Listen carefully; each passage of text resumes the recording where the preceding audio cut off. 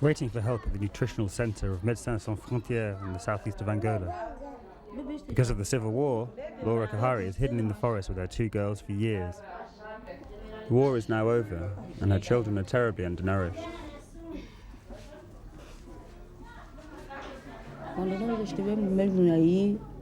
The worst thing about life in the forests was the hunger. There were only raw mushrooms and raw potatoes, no salt, no oil. Each time I gave my children this to eat, they threw up.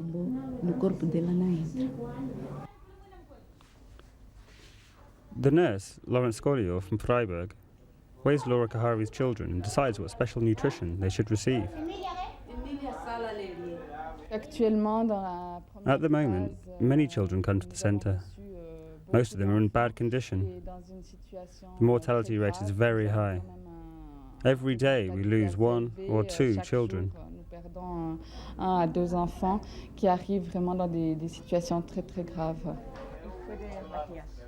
In another room, Lorli Zimmerman from the Valais is caring for mothers and children.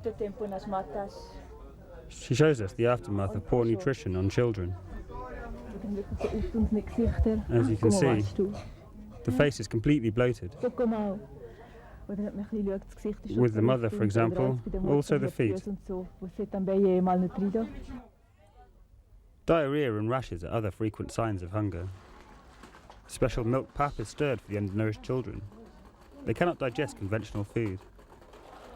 The therapeutic pap contains vitamins, proteins, and many calories.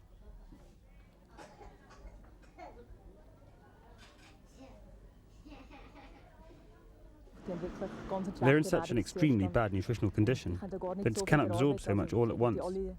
They receive this milk every 3 hours.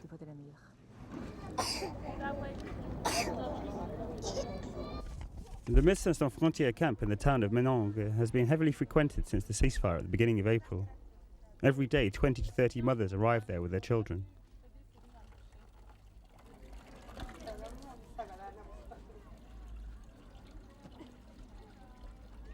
We do not know exactly what we still have to expect. In recent years, we had no access to many areas of Angola. Firstly, we can undertake reconnaissance missions in order to evaluate the situation.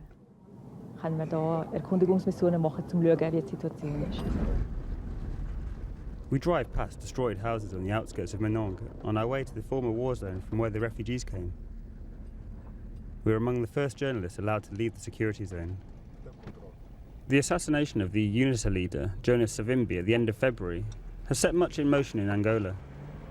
After 27 years of civil war between the UNITA rebels and the Angolan army, peace now prevails. Nevertheless, we get distrustful glances.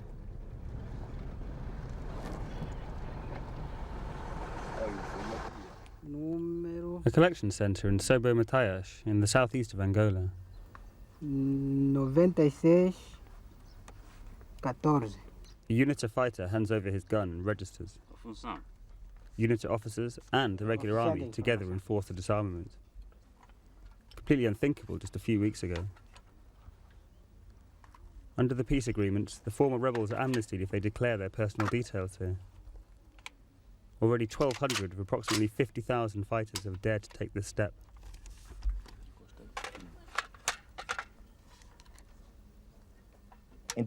Our absolute priority is disarmament. As you see, there is not a single foreign observer in this centre. We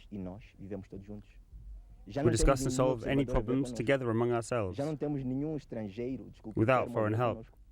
We've decided in favour of this action because we have understood that Angola belongs to us and we will live together for always. I should like to add that only a few weeks have elapsed since the signing of the peace treaty, yet I feel fine here. It seems to me as though we have already signed the peace treaty a year ago. Thousands of us, the army, and them, the UNITA, want only one thing, an end to the war. The members of the fighters' families, roughly 75,000 people, have to register here too, otherwise they can't leave the area. The sanitary situation is appalling. An old man ministers to the rashes of a woman. Signs of hunger in the open air. There's virtually nothing here to eat. For 5,000 people, there are precisely 2 hospital tents. Every day, approximately 30 people can go from here to the MSF centre in Menong.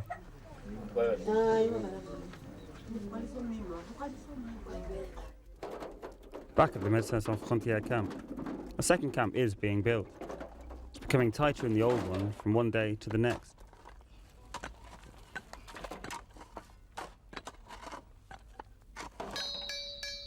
The signal for the distribution of the milk pap.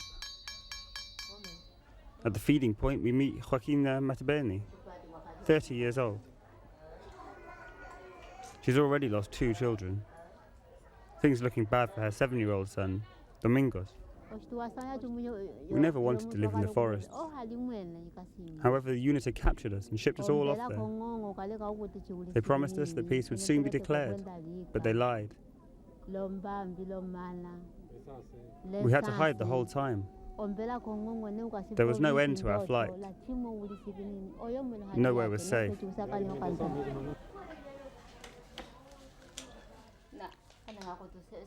A woman doctor tends the wounds of little Domingos. His whole body is mutilated by blisters.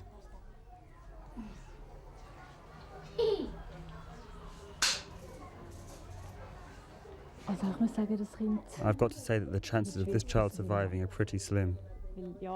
Children who are in extremely bad condition keep arriving here. It's very difficult to do anything to help them. With this boy, there is unfortunately a very great danger that he will die.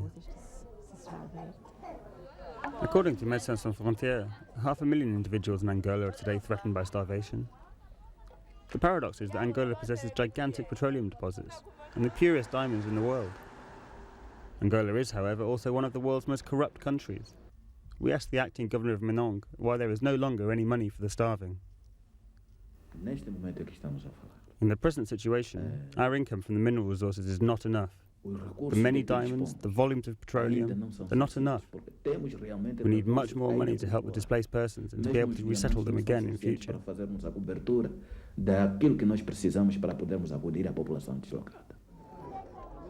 Grief at the Nutritional Centre.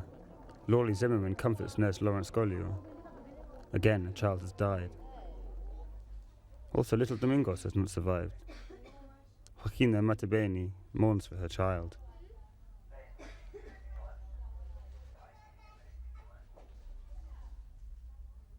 Yet another grave will soon be dug in the graveyard for little Domingos. It is rather shocking. I'm now experiencing this for the first time. But fortunately, we can also save many children that will again laugh, and that's positive. Ja, aber Kinder mal wieder lachen und Spaß machen und so, und das ist ja gleich wieder positiv.